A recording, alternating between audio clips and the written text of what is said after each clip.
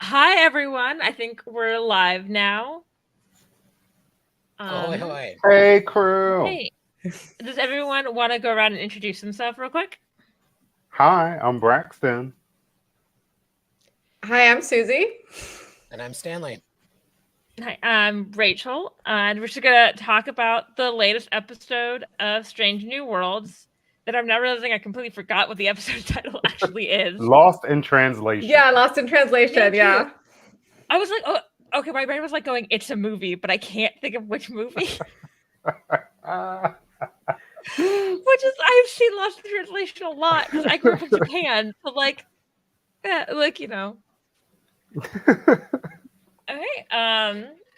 What? I guess let's go around and get. What was everyone's like initial thought on the episode? I thought this episode was super cute.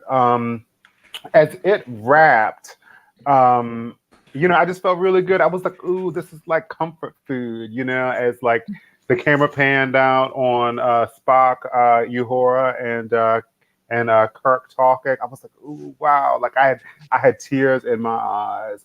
I did think that they were going to be in big trouble for blowing up that mining station, dude. Like, I mean, I feel like that took a lot of resources and a lot of time to put together. Like, people in Starfleet and like mining investors are going to be pissed. The But Starfleet Corps of Engineers is very frustrated now. the first 20 minutes, I was like, oh, like this is like cute. I didn't think the story was anything special, but I thought the acting was really strong. And then Kirk has really won me over now. I'm on board with his Kirk. I don't mind that he's different. I love what this actor brings and what he does. I thought this was a very good episode, especially the acting. I thought it was super strong.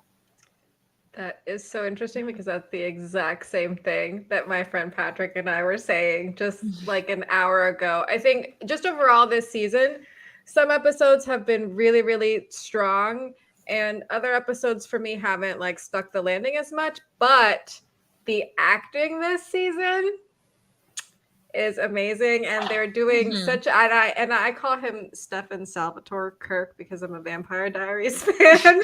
But I just think he's just adorable. He's just so charming. You know what I mean? And I feel like he really understands the character, and you can tell they're really having fun playing these characters.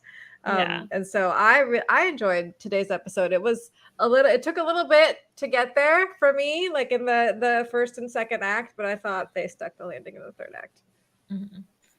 Yeah, I agree. I really liked this episode a lot. I thought they did all of the performances were excellent, and after the last couple of weeks of I enjoyed the episode, but it wasn't really for me and nitpicky.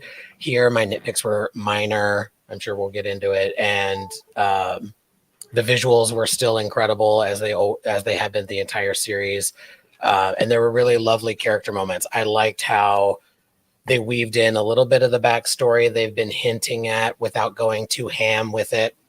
Like the meet cute at the end was not overdone, as it very easily could have been. And I like that what they're doing with Sam Kirk, because I wanted to like him a lot more, and then he ended up being kind of a jerk. And then in this episode, I have a little bit of sympathy for him, even though I think his frustrations are misplaced. But who among us with siblings have not at times misplaced our parental frustrations on others? I love my brothers, and I have still sometimes, and my parents, but like I have still sometimes done that. Like, and he was also correct. He is the more handsome Kirk. Paul Wesley is sexy as hell, but that mustache really does it for me. Okay, Paul Wesley can actually not Paul Wesley. Stefan Salvatore Kirk can feed me a cookie whenever he wants. Oh my gosh! You know what? I have been wanting a cookie ever since Like he was talking about cookies. I just finished watching like 20 minutes ago, and like I've been wanting to eat like peanut butter cookies. What's really annoying is I usually do have cookies. Like I have a cookie jar in my house, and I just ran out, and I don't have any right now. Well, that's crazy. I keep talking about the goddamn cookie. Like I want one so badly. You know, so something that I was thinking that like La'an and Kirk have like so much chemistry. I was feeling like La'an must die or something at the end of the show because, like, I don't know, like they have so much chemistry. It seems like he would just like wife her, you know. So like something must happen to her. Like I feel like when La'an dies in like season 4 or 5, like I'm probably just gonna like collapse to the floor. I Like I don't want to manifest that. I don't think you're wrong, but I don't want it. So, you know, she's fully like in love with him. She fell in love with him a couple of episodes ago. Yeah. I mean, I'm in love with Kurt and La'an, dude. Like it's amazing. Yeah, I know. Like the chemistry is fire. Yeah, the using like their love theme from the other episode during like their like moment together where she's like walking away from him. I was like, don't do that to me. Like that's painful. But I really liked this episode too. I kind of liked that they stuck to a really not bad, but like kind of basic formulaic Star Trek story because it let the performances show like really shine because I wasn't having to like be like putting things together. I'm like, oh yeah, I kind of know where this is going, and it made me like really just focus on the performances in ways that I think sometimes sci-fi and fantasy don't get to because there's so much going on. But yeah, I love this, and I agree. I think Paul Wesley actually gets what's charming about Kirk in ways that like pop culture as a whole hasn't, and like I actually think like Chris Pine gets it too, but it's like the idea that people have of Kirk is not the parody of Kirk that has like persisted in pop culture. And the chatter about this version of Kirk has existed since we saw the first alternate version last season and then another alternate version. And so I was really excited to see in this episode. I'm seeing it. Like I'm not the biggest Kirk fan, although I respect Kirk the character. Definitely don't like William Shatner. But what Paul did today in this episode, I see where it's going, just as I can see where Ethan Peck's version of Spock is going. Yeah, I agree. I'm not the biggest, probably because of William Shatner. I've never been like the biggest Kirk fan in the world. Yeah, William Shatner has me blocked on Twitter. Like that's Paul Wesley does that's a badge of honor. Yeah. I think the funniest thing is I did nothing. Like it was like but yeah, it was just like one of those like I was like, oh, it was like I think this happened with the episode in Law, and I was like, oh, I get it. Like he is charming as hell. Like he really is. Yeah. No, he really is. I feel it's so funny because you can see just he doesn't even have to be anything, you know, like he delivers so much facial performance as Kirk. I love it. Yeah.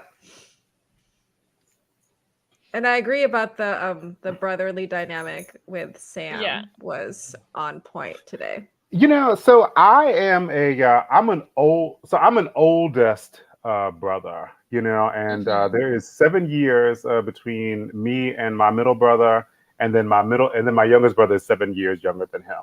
So, you know, so maybe it's that I am significantly older than my brothers that I have never really felt any jealousy or anything toward them because we were never like really competing. We weren't like, you know, a year, 2 years, 3 years apart. So you're like competing for something, you know. But you know, Cain and Abel, you know, brother against brother has been like a thing like forever, you know. But yeah, but when I see it, you know, I just don't really quite identify with it just because like I mean, I'm the older sibling as well. And we're 5 years apart in age, but we were 7 years apart in school for a variety of reasons, moving from Puerto Rico to the US, whatever. And my sister has very clearly communicated that she has all kinds of issues from being the younger sibling. I'm the youngest. Living under my shadow. I'm the youngest. I like a weird mix. I'm the youngest, but I'm also the only girl. So sometimes some of the shadow stuff didn't happen because different gendered expectations that are kind of BS. But there is definitely some of like my brothers are like both pretty good. One's really good at sports, one's like fairly good at sports, and I am not athletic at all. And when people at school like, we got another one, sports, and I was like, theater, like no. And they're just like, go running. You have a runner's build. I was like, no, I don't like that. Like, and it was definitely like, oh, these expectations are on this person because of your brothers, and I'm like, but I don't want those. Also, hi Ken. Hey, Cam. Hello. Ken, unpack your sibling trauma. Go. Unpack my sibling trauma. Is that what we're doing here? So I am the oldest. We were talking about Kirk and Sam's relationship. Yeah. So I'm the oldest of two, and then my mother remarried after my father died, so we ended up with a stepsister who's also younger than me. So my brother and I got along really well. We still get along really well, but I was the protector, and especially younger when things were going south with my family to some extent with my father and various other things. I felt it was my duty as the oldest to look after not just my mother, but look after my younger brother and make sure that they can live their lives as best as possible. And any heat that came down because of what was going on, I was the deflector shield, or I tried to be. So that's, in a nutshell, my sibling story. I thought the episode today with Sam and Jim was actually quite interesting. And I'm guessing that some people might want to hear my thoughts on it from a TOS perspective, but I'm just not going to share them. So I'll share. Is it because they look too different? Well, you know, I know, and I'm sure that, I don't know if this has come up yet or not, but I know that the fancy pants stuff that they did about the menagerie, I know people were all thrilled and excited about how they jumped over canon for that. But anyway, about Sam and Jim, you know, there's never been anything in the original series besides seeing Sam dead in Operation Annihilate. So they did leave that kind of wide open for them to play with, and I think that they're doing a good job with this. I thought it was very interesting. Again, as I'm sure perhaps you mentioned, this is the first time we actually see Prime Universe Kirk for any length of time. And it was interesting to see, you know, they make Sam into, frankly, kind of a dick to Jim.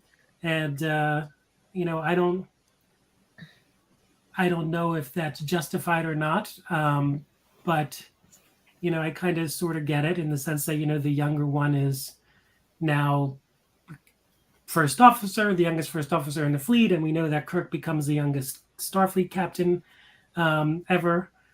We hear that in the original series ultimately. So, you know, I could see that Sam is very, very jealous. And I just keep getting back to, you know, that moment in Operation Annihilate where Kirk is leaning down over William Shatner's body. And you hear Kirk say, "Oh, Sam." And I think that moment of emotion always struck me in Operation Annihilate. And, you know, they're trying to build it to pay off with what they're doing here with Strange New Worlds. And even though he was an alternate version, his hearing that Sam was still alive in La'an's actual universe, like you could see the pain there. So even alternate Kirks have a deep love for their brother, even with the sibling rivalry going on. Oh, absolutely. Yeah, and I say I sometimes had rivalry with my brothers. I deeply love my brother. If anything happened to my brothers, I would be devastated. And because I always took it even if Sam's being a bit of a jerk to Jim, I'm like, no, they still love each other. They don't hate each other. They're just frustrated with stuff around them. And it was interesting how they brought up the father and pleasing the dad. You know, I was actually worried. First of all, the to bring the Kelvin into the Prime timeline, which they'd already done previously, that obviously is a JJ universe, Kelvin universe thing, which they're now pulling through. But I'm very glad that they clearly established that the father survived, and that the elements that occurred in Star Trek 2008 did not occur in the Prime timeline, rightly so.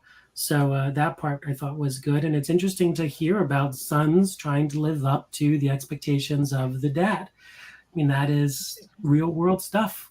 Sons are always trying to either live up to or move beyond the father. And I can definitely identify with trying to please Chris Hemsworth. There you go. Just as an aside. I didn't read Sam as much of a jerk in this episode. I really read it as just very classic sibling banter. Yeah. Like only your sibling can talk to you. You know what I mean? And but that ultimately you still love each other. Like nobody can, get at you worse than a sibling, but then there's still love underneath in the end. And so I actually really enjoyed that element of their interactions, especially at the end of the episode. I also thought there were a couple of moments where Jim did rib him a little bit, like get out of the lab, like why is being a scientist not good enough? I think there's a little bit of warrantedness there, although the level was certainly projecting a bit. I definitely liked that they both were doing it, because if only one was doing it, I think it would have been like a little too much. But yeah, Jim was definitely ribbing him back because he kept talking about his ambition. I was like, to be fair, being a scientist is just a different ambition. It's not a worse ambition. Which we got to see him in his lab. Yeah, we got to see him do some work. I'm happy they actually got to use him and his skills. What is his job again? A xenobiologist? Xenoanthropologist, yeah. Xenoanthropologist, okay. Did anybody, Ken, I feel like you probably did, notice the little Gorn skeletons? I was just going to go there, right? Which I don't know how you feel. I have a guess about how you might feel about it, but I wonder if they did it on purpose as like in the future when Kirk sees a very different Gorn, he's like, wait a minute, this isn't what I was expecting, even though he wasn't supposed to be expecting anything. Because he hadn't heard of them before. But no. Sorry, I had a weird audio glitch there. Go ahead. Oh, I was going to completely change the subject to Chapel and Spock. So if you want to, let me just say that it's interesting, and Trek Movie pointed this out too in their review today. But it's interesting that they are bending over backwards to make Pike temporarily fleet captain to justify the one line in the menagerie where Kirk says, I met him when he was promoted to fleet captain. Now, in the menagerie, he's still a fleet captain, by the way, so he either loses it and gets it back, or I don't know what happens there. But the point is that they clearly are bending over backwards about that one line. Again, it is incredibly clear that Kirk has no idea. Spock has no idea. No one on the Enterprise has any idea who the Gorn are in Arena. And Spock mentions in this episode, and I think it was in one of Uhura's dreamscape things, but Spock mentioned we're close to Gorn space, right? If they knew where Gorn space was, then they wouldn't have been chasing. The Metrons wouldn't have stopped them. That's why the whole thing is, how are they going to right size Arena, or do they not care? And it's not like Arena is episode like Lazarus, and a throwaway episode of the original series. Arena is a critical episode of the original series. So yeah, it bothers me, in case you couldn't tell.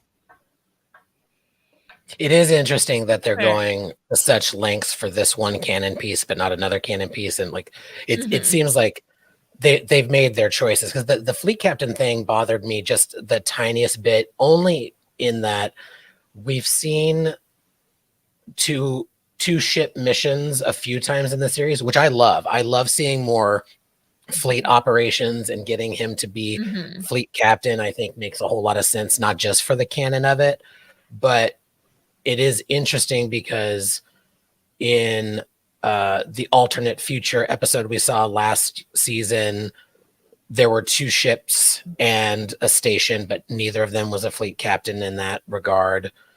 So why here? They took pains to make this canon, but then there's still a little bit more that needs to be painted. Took it that because he's also in command of the station, and no one else was in command there, where there were other people in command of the other ships. I mean, they're definitely trying to be point. Can we just make him ship fleet captain so we don't have to jump around this hoop anymore? I do hope it means that we're getting more fleet actions, though. I would love for it to not be temporary. Why not? Yeah. Why not have other things going on? That would be a cool aspect of Trek that we haven't seen. We've only gotten really one-offs episode. Dude, it would be interesting to have more fleet actions. He's totally going to get fired after destroying that mining vessel, dude. On a hunch that's not provable. The other dude who was experiencing it is dead. So yeah. I'd like to meet the sassiness of the comment with a little sassiness of my own. I didn't say won't. I said they haven't. Let's everybody calm our tits. Mine need to be as well. I kind of wonder if they could just be like, the dude sabotaged it too much. Don't ask any more questions. Bye. Well, the one thing I also want to say about the skeletons, right? If you watch, and again, the original series, in sickbay, McCoy has skulls in sickbay. And a lot of times, so it's interesting that they have that. And so the idea that there's skulls in Sam Kirk's lab is a sort of a backwards throw to McCoy having skulls in sickbay. The McCoy skulls in sickbay were never explained. To me, I think they were sort of a throwback to the idea of the Old West, wagon train to the stars kind of idea. But anyway, I just thought I'd mention that too. Yeah. Sorry. So Susie, there was something you wanted to bring up, right? Oh yeah. So I'm probably maybe the outlier here, but I honestly don't care about all that canon stuff, and I'm a lifelong Trekkie. I enjoy somewhere in the middle. I enjoy that they don't feel restrained by it. I do think sometimes they're a little too try too hard to give a line of dialogue that explains an XYZ thing, but I just think it's the franchise is so long, it's so old, it's so hard, it's never really been that consistent, and so I just think it's true.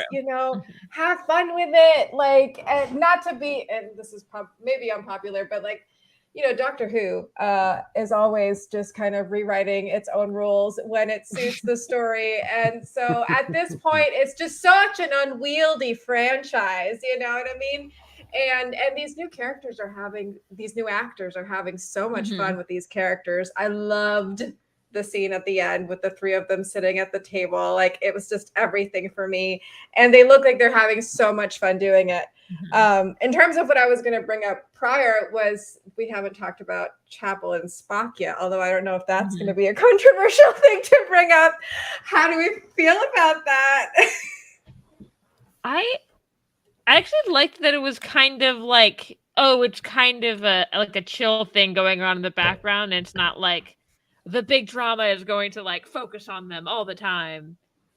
Which also feels like a more realistic way to how people how relationships actually start. Yeah. I enjoyed their chemistry. I thought it was cute. It's a little awkward. Spock is a little awkward. It's awkward Spock, True. Mm-hmm. I still maintain that Nurse Chapel has more chemistry with literally everyone else on the ship than Spock. And I would include T'Pring when she visits. That's a romance I want to see. I love to pring. Bringing chapel. I wouldn't be against that. And to be clear, I'm gay as hell. This isn't a weird thing. It's just they have more chemistry than what we see with Chapel and Spock. In my less than humble sounding opinion. I think that the Chapel Spock thing is interesting. Going back to some of the comments, what Patrick Patterson said, and I agree that they should try less hard to fit stuff into canon at times. But I've said this before, again, going back to the Gorn, if you're not going to be consistent canon-wise with the Gorn, why not bring on some new alien, some new race? Why do the Gorn, right? You've got the entire universe to play with. So that's the thing. You're bringing the Gorn on because you want the folks who are familiar with Star Trek to say, ooh, the Gorn. And then you throw the canon out the window, then, what are you doing? Right? So that's my concern with that. But as for Spock and Chapel, I'm sorry, go ahead. I was gonna say I do get it with the Gorn, your point, especially because it's like they don't act like the Gorn from Arena at all. Right. Which is like interesting, which I feel like, yeah, it would probably be less distracting if they just were like, or even if they said like, oh, we found this species and they're like similar to the Gorn, but they're not like actually the Gorn. Well, I mean, if you think about it, if you go back to the shows from the 80s, right? So they said that they were going to try to create new villains. Now, they tried the Ferengi with the Next Generation, and we know that didn't work well with the crazy whips at first, and they had to repattern the Ferengis. They did a brief introduction of the Cardassians, but then the Cardassians became the big bad for Deep Space Nine, having not really ever really been anywhere else before. And then you had the Vidians and so forth, but for Voyager. But ultimately, you had to go back and you had to say, okay, we're gonna bring in the Klingons in Deep Space Nine because we need to reset. We're gonna bring in the Borg for Voyager because we have to reset. This was, Strange New Worlds basically said, well, ultimately Deep Space Nine had to go with the Klingons and Voyager had to go with the Borg. So maybe we just have to bring in a familiar villain just from the start. Let's not even try anything, which I think is, if that was the case, I think that's lazy. Anyway, I'll get off my soapbox. Somebody said, actually, I guess this is Uhura. We haven't actually talked about Uhura, and it's her episode. Saving the best for the bulk of it. I just love all of these recast characters. I just think she's doing such a lovely job. She is enjoying the character so much. I love the thing that Strange New World does where it switches the narrator each episode. They started that last season, and I just think it's so clever, and immediately lets you know that they're going to be focusing on someone else. I talk about grief a lot on the internet because I lost my daughter a couple of years ago. And so the character of Uhura really resonates with me, and her journey in this episode about how she'd had to, distance herself from her memories of her parents. And now we also have, and I'm jumping, but there's also now this pattern of alien special communication, because that was her episode last season too. And I'm multilingual, so I always love the linguists on these shows, and so that character just resonates with me, and they do such a great job of portraying it. Yeah. When you first started hearing the noises, I was reminded of like Transformers. I was like, don't Transformers kind of sound like that? But I really enjoyed Celia Rose Gooding's performance. It took me a few episodes to get used to her playing, that character.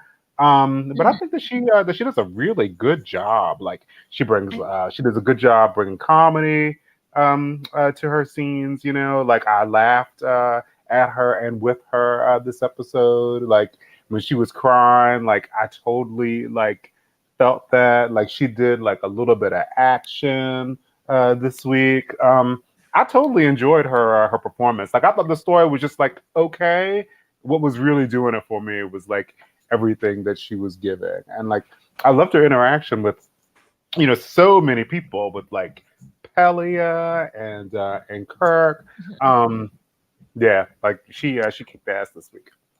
Palia had a great scene with Una too in the shuttle. That's true. I want to say She did. that's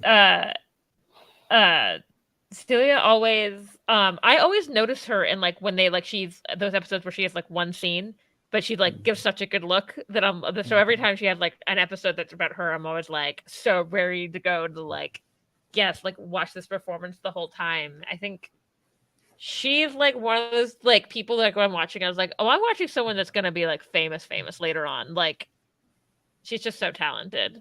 Now a thing is me though, like as soon as I walked up on that dude, like I would have shot him immediately. Like I would not have been like, sir, I have a gun. Like step away from the console. Like I would have shot him immediately.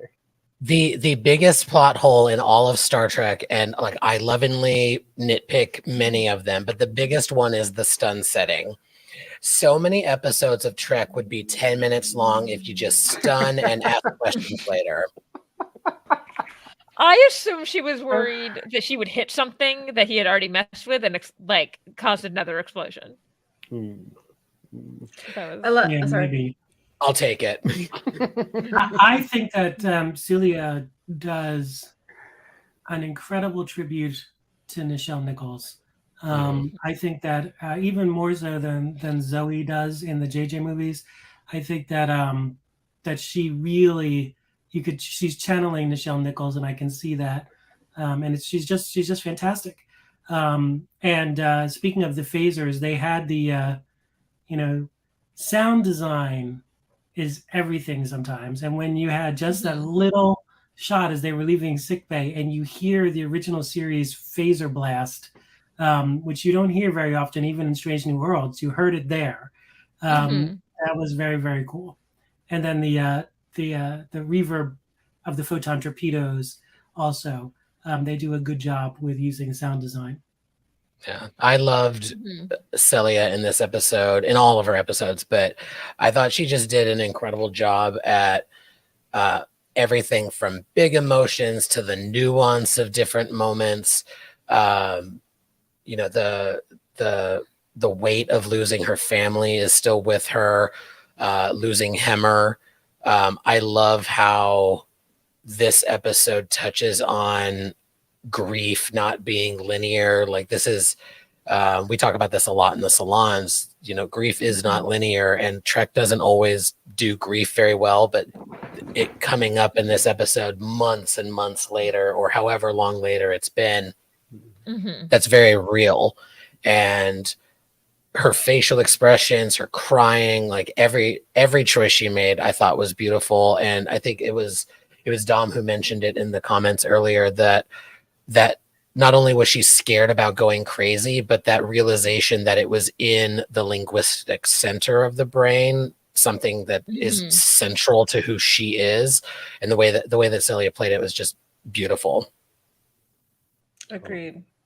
And I like your comment about grief not being linear and just the very natural process of, in the beginning, it was so painful that she had to dissociate from it, right? And now she's at a place where she feels healed enough to carry it and being able to like look at their pictures again. That was so beautiful. Yeah. No, I definitely. Well, I was just going to second about the emissary. Jill's comment about the emissary. I mean, that is not linear. Grief is not linear. Yeah. You exist here, right? And it was that moment in the emissary is so powerful and resonates years and years later. You exist here. It's not linear. We're also seeing everybody contend with the loss of Hemmer, which we hadn't really. We're how many episodes into the season? And so that was really interesting too, because it wasn't just Uhura, that was also a theme in Una's storyline as well. I like that it's like both of them. It's like, no, Hammer's death affected everyone. But and I really resonated with like something reminding you of that person, and all of a sudden, like, oh my God, I'm back there. Like we were, I was commenting on Susie's Eras Tour shirt. When I saw the Eras Tour, I went back to the city where my grandma lived, and I hadn't been back there since she passed away. And there was a couple things, and Taylor Swift sings a song to her dead grandmother during that show, and apparently that's also where her grandmother was from. And I was like, oh, I thought I would handle this better than I like actually am. Like, it like caught me off guard, like how much I was like still affected by it. Yeah, there was this grief metaphor that my friend Grace shared with me shortly after my daughter passed, and you can find it if you Google it. It's the ball in the box analogy, and it talks about grief being this like there's like the loss is like this ball, and then the sadness and pain from the grief like gets activated when the ball hits the button, right? And then as time goes on, the ball never goes away, but the ball gets smaller. So it hits the button less often. But when it hits the button, it hurts just as bad. You know what I mean? And I think that's the thing about grief. It's one of those things you don't get over. You always carry it. You are able to remember it with joy more often as time goes on. But every once in a while, it hits you and it feels like the first day, Right. And that just is what it is. It's so very true. And it's an amazing metaphor. It's so apt. I lost my father back in 1986, which is so long ago in some respects. But you're right. When that ball hits that button, it's yesterday. And, that's just the way grief is. And, the comments, I forget who said it. We've said it on the salon. I think that grief is love persisting, right? And I think that that's really important. It's a WandaVision quote. Yeah, it's vision. Yeah. I also like that we got to see more of Hammer, like having him back even in this way. Yes. That was a pain point for me last season. How do I want to say this? I didn't love making Uhura's backstory a tragic one. I think we get that a lot in Trek. Like I was driven to Starfleet out of trauma, and okay, sure. Losing Hammer as a plot device in that way, which was planned from the beginning, that they've said, I just thought was a real bummer. Even though I absolutely love Pelia, and I don't think we would have gotten her, obviously, if a chief engineer was continuing into season 2. But this episode gave us a little more of his softer side that we didn't see last season. So it was a cool opportunity to give us more once the first season was over and they were like, oh, whoops, like we did this, we chose to do this was our call, we're good with it, we've made our bed and now we need to sleep in it. But it was a cool opportunity to flesh out that character a little more, even though I wish that they had done it while he was alive. Yeah, it was well deployed into just from an emotive, like cathartic perspective, like at the end of the episode when they're doing their last minute and she's conveying their wants and needs and they're executing it, and then suddenly we get to see zombie Hammer turned into happy Hammer, and I teared up actually when that happened. Like I was fully there with Uhura in that moment. I really liked, the Hammer stuff was just fantastic, but leave it to Pelia to really do it the right way when she said he was amazing. No, he was just okay. I said that because he's dead. He was okay. I cackled. I started crying. I was laughing so hard because I have thought many times when people have passed, I will hear somebody say something about the person who has passed. I'm like, you don't believe that.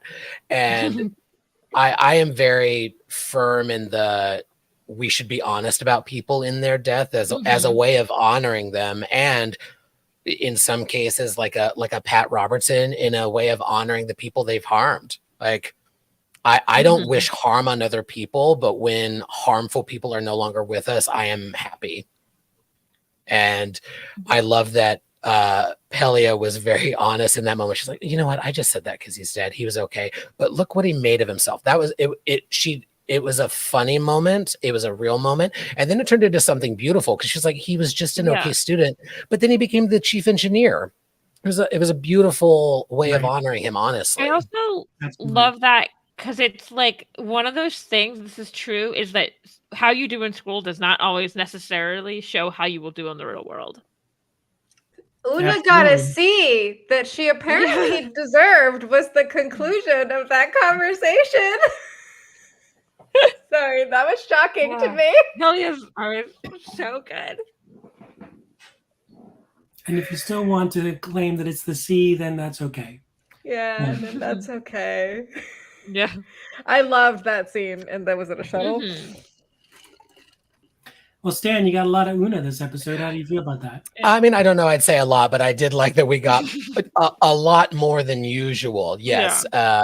And I love that we saw a little bit of a pissy side of her. Like I am not a fan of perfect characters and they're perfect all the time. And so it was nice to see Una being a little indignant and seeing that side of her and being challenged on it by an officer. And I liked the dynamic of, yes, you've been in Starfleet longer, you're older than me, but I still outrank you. I liked there was a bit of a generational divide dynamic happening there, which I really like to see. Yeah.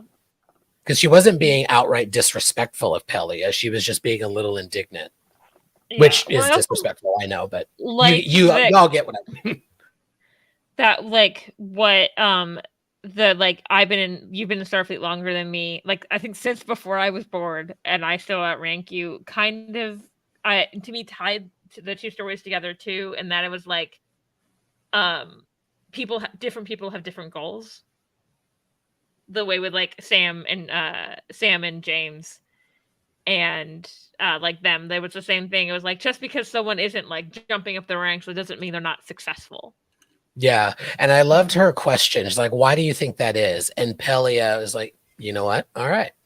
Because it was her way of saying, yeah, you do outrank me. You have earned this. And as much as I deserve deference for my experience, you deserve deference for your earned rank.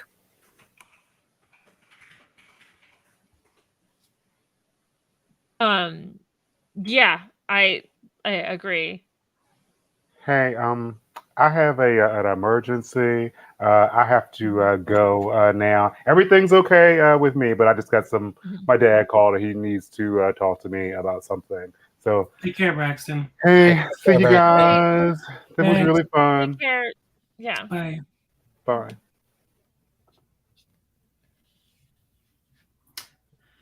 Yeah, so the Lower Decks crossover, isn't it? Next week is, yeah. I thought the clip that they showed on Ready Room was interesting.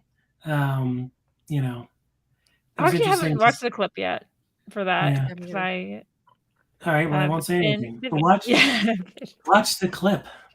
You know what was interesting about this episode is they made pains not to say the name of the Saratoga's chief medical officer. They said she was female, so it's not McCoy, but they made pains, it seems, not to say the doctor's name. So I was trying to think, why would they have done that? And is this person a canon person? So that just struck me. So we'll see. I wish we got something on the Farragut. I get why they had Kirk over on the Enterprise a lot, and my new headcanon is once Kirk takes command of the Enterprise, he's like, you know what, this is too much. We're gonna defit this into what I'm used to. So in my head, the Farragut looks very TOS Constitution class, even though it's not a Constitution class. Yeah, they do defit it for sure, according to. He's just like, this is too much. I don't like to cook that much. I don't need my own personal galley. Yeah, this Kirk is obsessed with food, and the TOS Kirk is not that obsessed with food, which is a little bit weird. So maybe he gets some really bad stomach poisoning or something.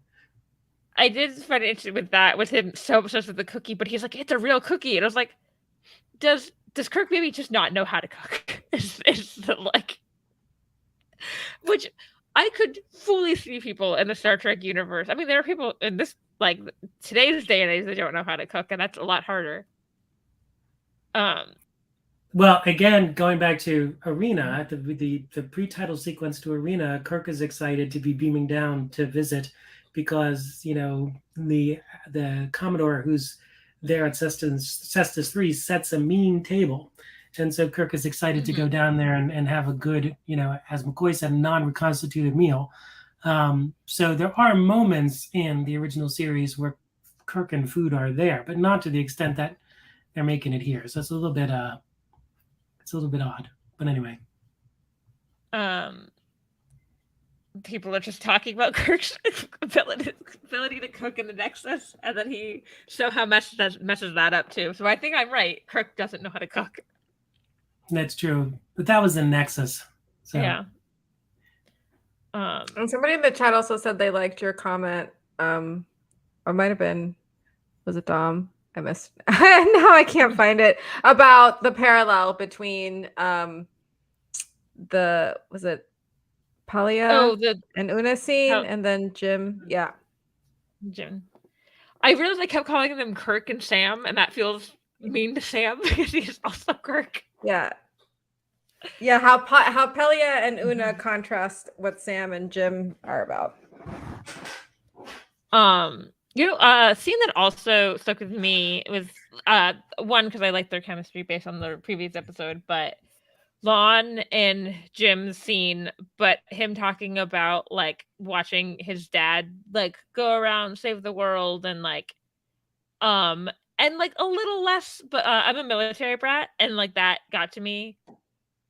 Just sometimes my dad would be like working long hours. My dad wasn't like on a ship. My dad is a lawyer, but like sometimes my dad would having to be like working long hours, and that really resonated with me when you're like having your mind like, oh, there's like he's doing something important, and that's why he's like gone. And also moving everywhere. I moved 9 times before I started high school. I understood Jim was just like following him everywhere. Yeah. So yeah, absolutely. I was just, Jill always hits it. Yeah, this is my chicken sandwich and coffee. I want these things off the ship. I don't care what it takes. I want these things off the ship. So yeah, I thought, and I have to say that as much as I rail against, if Stan had the con, he would have the canon rant right here. But I have to say that when Kirk and Spock shook hands, I actually clapped, and then I caught myself like, all right, Ken, calm down. But I thought that was very really cool. liked that moment. I liked how underplayed it is. Like it's realistic. Like they meet in a very realistic way. It's not like there's not like a big moment that doesn't make sense because the characters don't know their like future. But the writers, the creators know what they're doing because they did it exactly the right way. They pulled it on the handshake. I mean, they did it. They know, as Stan, you're the one who says all the time, and I think you're absolutely right, that they've been wanting to play with Kirk and Spock forever, Akiva, and the writers and creators of Strange New Worlds, and so they're getting to play with Kirk and Spock. But that moment where Uhura was the one who brought them together, I thought was very cool. I love the dynamic with Kirk and Uhura. Like it was you see where it's going from TOS, but like this episode, it was very like she needed a friend and he was there for her in a way that like it was helpful to have someone not familiar with her for telling this story. Like she couldn't share certain things with her friends because they're going to think I'm crazy early on, And so it the way that they played it was really lovely. They had really good. I'm using the word chemistry, but I don't mean romantic chemistry. Like they have the perfect friendship chemistry that like Kirk and Uhura should have. I agree. I was gonna say like it's very different from the chemistry, for instance, that he has with La'an, which is clearly like yes. romantic chemistry, you know what I mean? And so it's very, and especially because like with the don't hit on me line, and then later on, like there's definitely a hitting on dynamic between him and La'an, and so it's a contrast. It's more sibling-y between Kirk and Uhura. Yeah, I was gonna say. Yeah, and the same thing happened when he shook Spock's hand. You can see where like that romance is coming. The Kirk Spock romance is it started today. I don't know if this is the right word that I'm going to use between Kirk and Uhura's, but it was almost like paternal, but more protective. Not necessarily like father figure, but this officer under me is in trouble and I need to help her. Like, it felt like little sister to me. Little sister, big brother. I think that's probably a better. Yeah. It there's like a couple moments where he's like the moment where he like saves her when what was the guy who was the saboteur? What was his name? Ramos? Ramon? Yeah, I don't remember. Something with an R. Ramon. Lieutenant okay. Ramon. Cool. Ramon. And then also I only remember because my co-host for the salon, one of his ideas for naming our salon was Ramon the Halls. We already came up with something else, but that stuck with me. Lieutenant Ramon. Yeah, this Joel's also riffing off the 2009 meeting was fun. But also that moment where she's like saying like this isn't real, and he like takes her and like it's the exact like right type of forceful to be like no, I need you to understand, but it's not like I feel sometimes people go overboard with that kind of stuff and it's like yelling and you're like that's not helpful. Why are you yelling at them?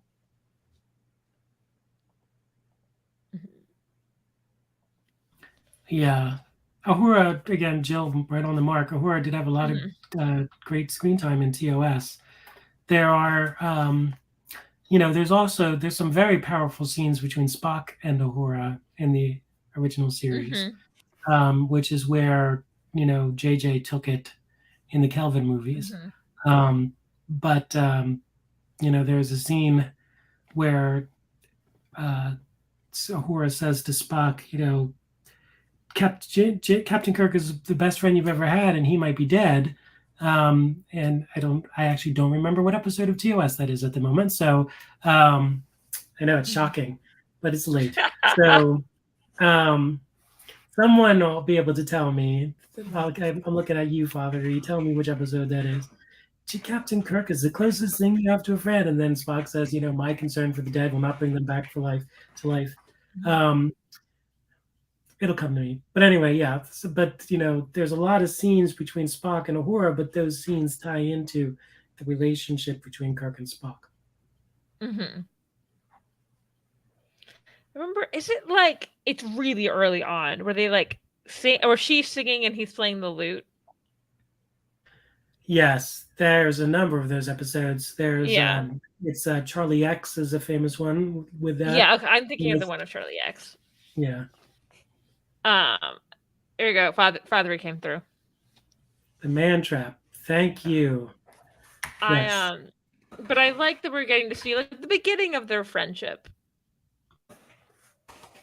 I'm fine with this. Calling them the mustachiates for Sam.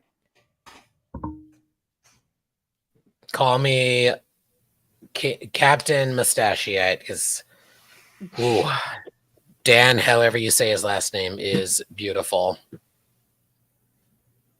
Sam Kirk is gorgeous. Thank you, Fatheree. That's right. And you can't get too much earlier than the man trap from a production or from a broadcast order. That's true. Hey, all, I need to run, but this was fun. Thank you for having me. Of course. Thank you. Yeah. Cheers. Bye. Come back anytime. I am also going to need to run. I got to eat before the salon in an hour. But this was lovely. Thank you all very much. Yeah. Live long and prosper, or do whatever you want. Bye, y'all. Talk to you soon. All right. Yeah, I guess now there's two of us. Now there's then there were two. Yeah, there were two. Yeah. I mean, Sam's not here anymore, but I agree that Sam Kirk is a good looking man. Do you want to like wrap up of like what your your overall thoughts of the episode? So I was worried going into the episode that I was going to be very concerned about how they dealt with Kirk, not realizing that this was a big Uhura episode. I actually thought that they did a relatively good job with Prime Kirk. You know, I think that Paul Wesley is doing well. I mean, he's kind of, you know, he's not Chris Pine, he's not William Shatner, but he has flavors of both, right? And I think that he's doing a great job sort of establishing Kirk as his own, where you can see the history of the character from portrayals past, right? I already mentioned that I thought that Celia does a great job and honors Nichelle Nichols. This was wonderful to see her. It was great to see the dynamic between Pelia and Number One. I thought that was very, very cool. And you know, again, I think they're overusing the VR wall, but that's just me. But you know, I thought overall it was a good episode. It was certainly better than last week.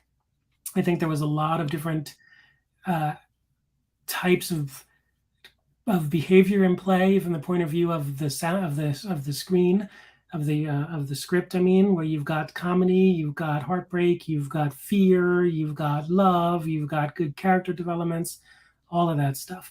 So I thought they had a very nice mix of presentation in this episode, and I think it's probably one of the better episodes of the season. I also like I really enjoyed this episode. It's funny. At first I kind of didn't think I was gonna like it at first. Abby Hemmer worried me because I am not a horror person, but he didn't. It was mostly a nice like Hemmer with like normal Hemmer. But I think the performances are so good that even the episodes where I'm like meh on, I'm still like, but the actors are all great. Like they're doing like amazing, even if I don't love the material they're being given. I do, Jill mentioned, yeah,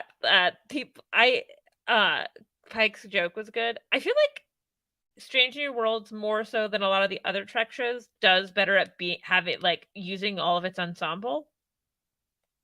That like Pike gets a good moment in there. You get like good moments with Una here. You get like Ortegas gets like a brief moment like on the bridge. But yeah, I really enjoy that there was like a lot going on in this episode, but I didn't ever feel like it was like too much. I feel like a lot of times when episodes have this much going on that I'm like, oh god, they're not like hitting, but like there wasn't any part where I was like, this part didn't work or this part didn't work. I thought all of it worked, which I feel like is really hard. So I'm like really impressed by that. And like I said before, I absolutely loved how like Jim and Uhura met and Spock and Jim met. I love that it made sense for all of them and like fit in like with their dynamics as characters. And it like no one was treating like anything like a big deal. They were just like treating it the way normal people would treat meeting people they don't realize are going to be big parts of their lives. Right. Yeah. They also had a lot of cool things with this ship. You know, the Bussard collectors. Yes. You know, Joel just mentioned the Jeffries tube. Again, I mentioned some of the sound design. So they did a pretty good job on sort of more of the Enterprise, right? And that was kind of cool. I think they did a good job of making like the Enterprise seem like creepy with like the lights off. Yes. That it was just like it reminded me of like if you're ever in school after hours and you're like, why is school so much creepier at night? That's true, yeah. And it is, you're right. Yeah. So that's cool. They didn't call it the Jeffries tube, I don't believe. But it clearly was, the design was very, very, very Jeffrey's tube. Well, definitely.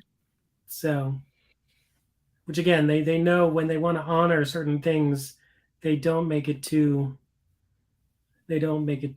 variant from what people are expecting it to be. Yeah. So, yeah, they double the crew size. That's right. They go from 200 to 400. I think it's 220 to 430 or something like that.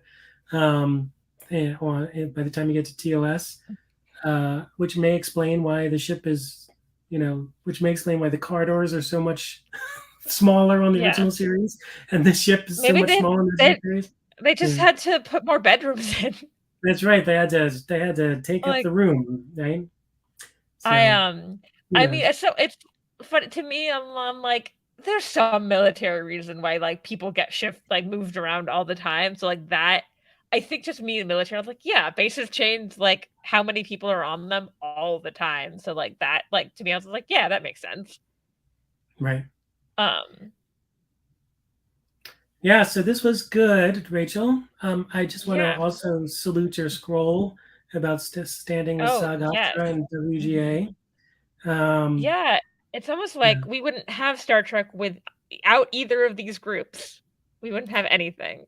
Not even almost. We would not have Star Trek without these groups. I'm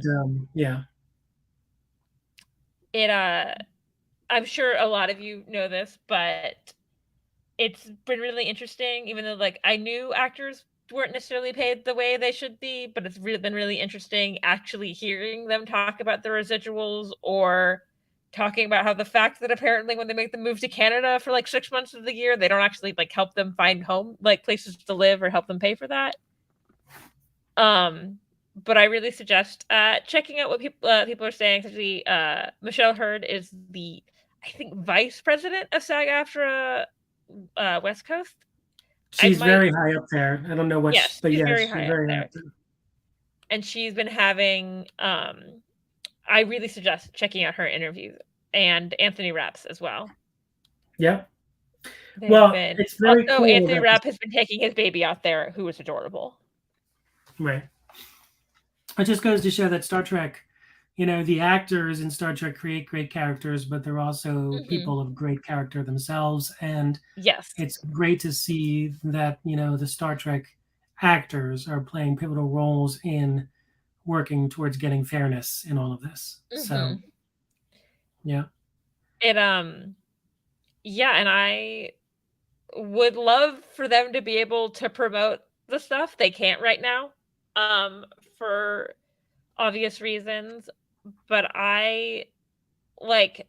it's funny because the people making all the money right now are people none of us care about. And I find it very funny that they don't think we're going to take like the side of the people that we see actually creating stuff, the writers and the actors. I care more about the creation of Star Trek, not the moving around of dollars between a couple different billionaires. Right. It's also going to be interesting to see, neither union has called for anyone to sort of boycott seeing the programming, right? So if SAG-AFTRA or WGA were to say, look, we don't want you to watch our stuff, that would be a very different thing. And if this goes on longer, we'll see, we're starting to see some actors bail. Kate Mulgrew bailed from Star Trek Las Vegas. I suspect that we'll see more actors bail from Star Trek Las Vegas before we get there. It'll be interesting to see. Hilariously, I find this morbidly funny. This is the first Star Trek convention I'm ever going to go to, and I was like, this will be interesting. Immortally, I was like, if I ever am writing on a sitcom, I'm stealing that, because that's ironic. That's the thing. If they just pay them,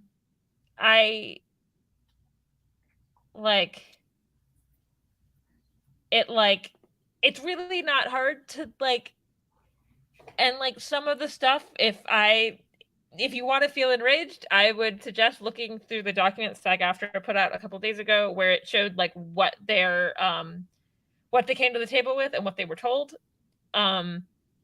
it seems like the MTBT is just not trying to like be reasonable. One of the things they basically said is that the fees for paying people late haven't gone up since the 60s. And basically they said, we know we don't pay people on time, but we're also not going to change that. I don't know. That's a labor violation. Like, that is like not okay. And yeah, I don't. I feel like Netflix also thinks that feels like it thinks it's too big to fail, and it really isn't. Yeah, I mean, this is a massive. I mean, it goes without saying, but this is a massive pivot point for Hollywood. I don't know how these actors and writers are going to come back in without a really significant sea change in their contracts. And the studios are not getting anywhere near it at the moment. So, we'll just have to see what happens. We may not, it may never go back to the way it was. So, we'll have to see. But yeah, we'll just have to see. Honestly, I think Netflix is banking on the fact this is my personal opinion about Netflix. Currently, its library is not very good. It has, because it's been around for so long, it is a streaming service that is easiest to use. And it's got a lot of international stuff. It does have a lot of international stuff, and it works the best framework-wise. That cannot sustain a business forever for that should be putting out content. No, but I mean, that's when you look at something like Squid Game, which was a huge hit for them, right? Gigantic hit for them, and then this whole idea of let's try to pull all this international content. It's giving them a bit of a shield from what's happening with the strikes right now, but that is not going to last for very long. I'm going to point out that Netflix's business model outside of the U.S. is that they are the home for content from the U.S. and other countries, like they were for Star Trek Discovery at first. Like I remember talking to a friend about I was visiting a friend who's Australian, and I remember we was looking through her Netflix, and I said, "Is The Good Place a Netflix original here?" And she went, "Is The Good Place not a Netflix original?" And I was like, "It is not." And it's not going to be getting any new U.S. content right now, so that would be interesting. Well, no one is. Rachel, I got to run because I've got to. Yeah, but I just want to say thank you to you and to Fatheree for hosting this space, and it's always a pleasure. Coming on. Sure. And a good episode. Now we'll see what they do. Yeah, it was a good episode. Also, pay people is the last part of this. Yes. More importantly, pay people. Yeah. Pay people what they deserve. Pay the writers, pay the actors. And let's figure this out. Thank you all. Thank you, Rachel. All right. Bye-bye. Live long and prosper. Bye. Live long and prosper.